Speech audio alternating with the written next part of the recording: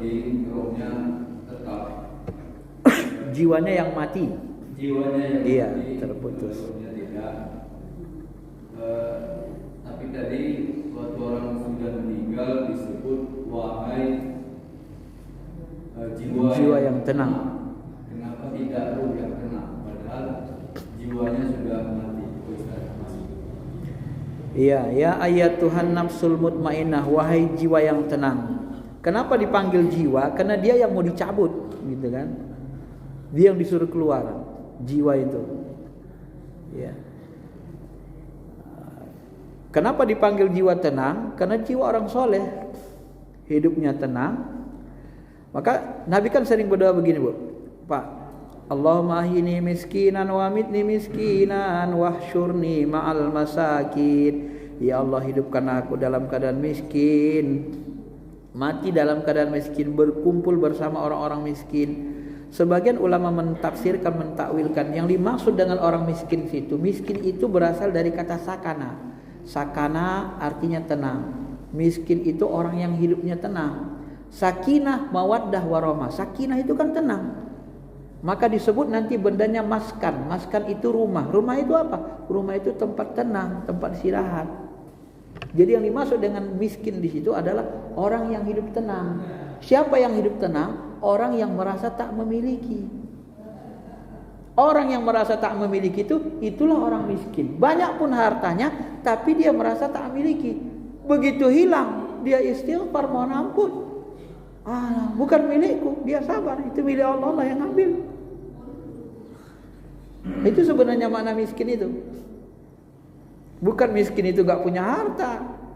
Ya, maka dipanggil ya ayat Tuhan nafsul, jiwa yang tenang, karena sering berzikir dekat dengan Allah. Dipanggil jiwa. Jiwa itulah yang keluar, yang menghubungkan ruh dengan nafs. Ya. Maka nanti ketika jiwanya sudah keluar, maka otomatis ruhnya ngikut. Maka dikubur nanti yang ditanya itu jiwa dan ruh mendampingi dengan amal soleh. Sebagian lama nyebut kayak gitu, ya. Ada yang menyebut juga jiwa itu lebur ke alam karena dia dari alam. Ini pendapat Guru Ustaz Iqbal. Kemudian ruh yang bertanggung jawab, bisa nggak dia mendidik tadi? Kalau dia nggak bisa didik jiwa pendirinya semua, maka dia disiksa. Ini pendapat ya. Gitu. Tapi secara umum tadi teorinya seperti itu. Kalau orang Jawa nyebut jiwa itu sukma, maka dia kalau dikeluarkan dia bisa melihat jin semua. Kalau sukmanya udah keluar, alam jin. Setara dengan alam yang lebih halus, ya.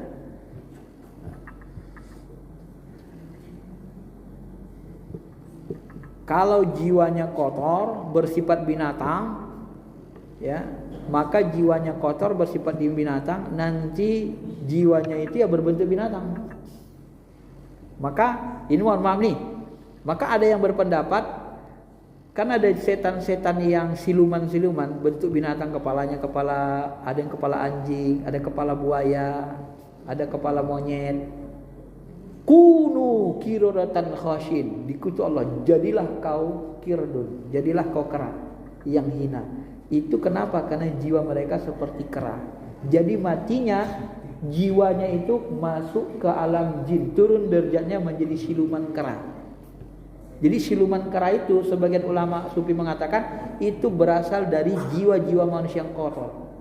Jadi itulah siksaan ajab mereka di alam ruh.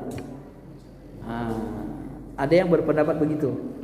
Ini kalau kita rinci banyak. Jadi yang rinci-rinci gini ada yang tak disebutkan dalam hadis.